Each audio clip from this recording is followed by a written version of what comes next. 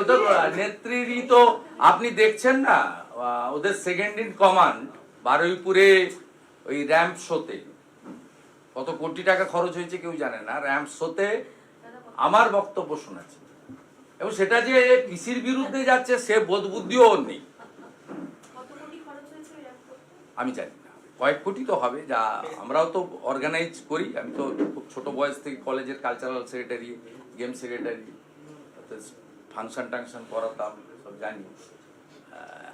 তো স্বাভাবিকভাবে অনেক খরচ হয়েছে। তা আমি ওই পার্টে না গিয়েও বলি, এই যে মাননীয় TV9 যে প্রশ্নটা করেছে, তাতে এদের সবসময় তো আমার কথাই ভাবে, আমার কথাই বলে, নইলে ওনাদের এত বড় ইভেন্ট আপনারা অনেকেই লাইভ করছেন, করতে বাধ্য হন, অনেকেই আবার ভালোবেসে করেন। তা সেখানে আমার বক্তব্য শোনাচ্ছেন। আমি বলেছি, কি বলেছি, যে ইউনূসের বাংলাদেশের সরকারের থেকেও পশ্চিমবঙ্গ সরকার খারাপ। এটাতে ওর বোঝা উচিত ছিল ওটা অতি খারাপ, এটা তার থেকেও আরো অতি খারাপ। এই বোধবুদ্ধি নেই, যেটা পিসির বিরুদ্ধে চলে গেল। কারণ এখানে জোড়া খুন করিয়েছেন, হরগোবিন্দ দাস, চন্দন দাস, স্টাইল তো এক, পশু কাটার তরবারি দিয়ে কেটেছেন। আর ওখানে উনি অনেক খুন করিয়েছেন, মোল্লা ইউনূস একটা স্পেশাল হত্যা করিয়েছেন জ্যান্ত লোককে, দীপুচন্দ্র দাসকে। তা আমি যে বললাম যে ইউনূসটা তো খারাপ, এটা আরো খারাপ, এটা তো কার বিরুদ্ধে গেল নিজেই জানে না। এটা হয় ছাত্র রাজনীতি না করলে, যুব রাজনীতি না করলে, বিরোধী রাজনীতি না করলে, প্রিজন ভ্যানে না উঠলে, মামলা না খেলে, মাথায় বাড়ি না খেলে, 5000 পুলিশ নিয়ে হেলিকপ্টার চার্টার ফ্লাইটে ঘুরলে, অর্জুন সিং তো আবার জুতোর দামও বলে দিচ্ছে। যা হয় তাই হচ্ছে, আমি বলি না, আমি ব্যক্তিগত আক্রমণ করি না, আমার লড়াই রাজনৈতিক লড়াই।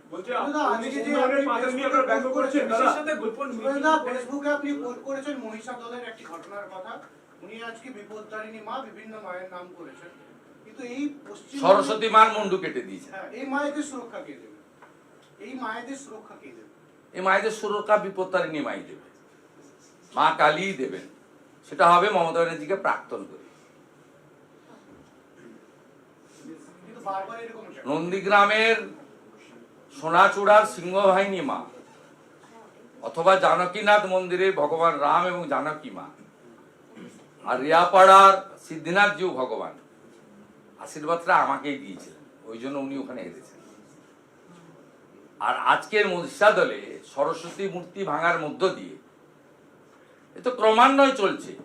উনি যে সাগরে গিয়ে সব কথা বলছেন, ওই সাগর থেকে 40 কিলোমিটার দূরে কাকদ্বীপের সূর্যনগরে মা কালীকে উনার মঞ্চে যে বসে আছে কোটেশ্বর রাও, 500 পুলিশ নিয়ে গিয়ে হিন্দুদের লাঠি পেটা করে প্রিজন ভ্যানে তুলেছিলেন। এর থেকে লজ্জার অন্য কিছু হতে পারে না।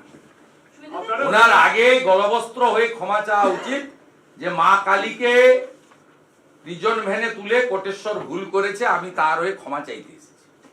সব কথা না বলে এটা দিয়ে ওনার শুরু করা উচিত।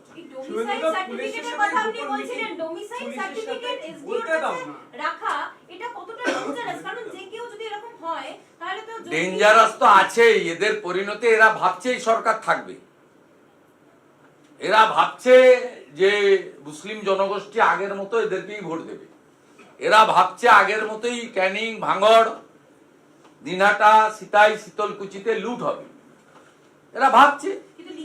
এটা সিপিএমও ভাবতো, সিপিএমও ভাবতে পারেনি যে যাদবপুরে বুদ্ধবাবুর মতো সিটিং চিফ মিনিস্টার হেরে যাবে। তা ভাবতে অসুবিধা নেই, দিবা স্বপ্ন বলা হয়, দিনের বেলাও স্বপ্ন দেখতে আপনার অসুবিধা কোথায়? সেইটা ক্যানিং এর এসডিও ভাবছে, তাকে ডিএম বলেছে, তাকে চিফ সেক্রেটারি বলেছে যে দেদার দাও, দেদার দাও, আমরা তো আছি, বুঝে নেবো।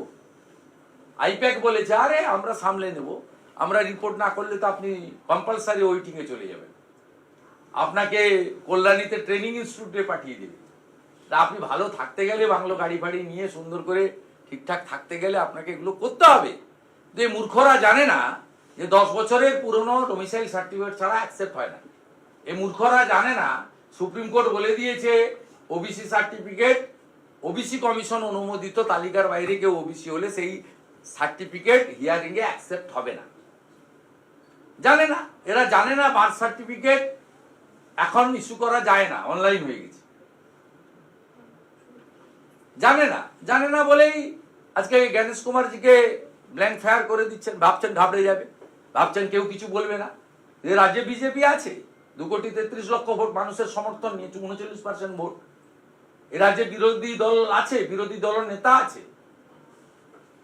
আমাদের দায়িত্ব ইলেকশন কমিশনকে উনার সবগুলো তথ্য যে রাজনৈতিক উদ্দেশ্য প্রণোদিত এবং উনি এসআইআর বাদ দিয়ে নির্বাচনটা করতে চান পুরনো ভোটার লিস্টে মৃতদের ভোট ছাপ্পা মেরে ভুয়া ভোট মেরে দিয়ে 58 লক্ষ ভূতের ভোট মেরে দিতে চান, যেভাবে 24-এ তিনি বা তার লোকেরা 7 ফেজে ক্যামেরা বন্ধ রেখে ভোট করেছিলেন, বিকেল 4টে থেকে 6টা 2 ঘন্টা করে একই দৃশ্যের পুনরাবৃত্তি ঘটাতে চান। কিন্তু আমরা বিজেপি এটা এবারে করতে দেব না।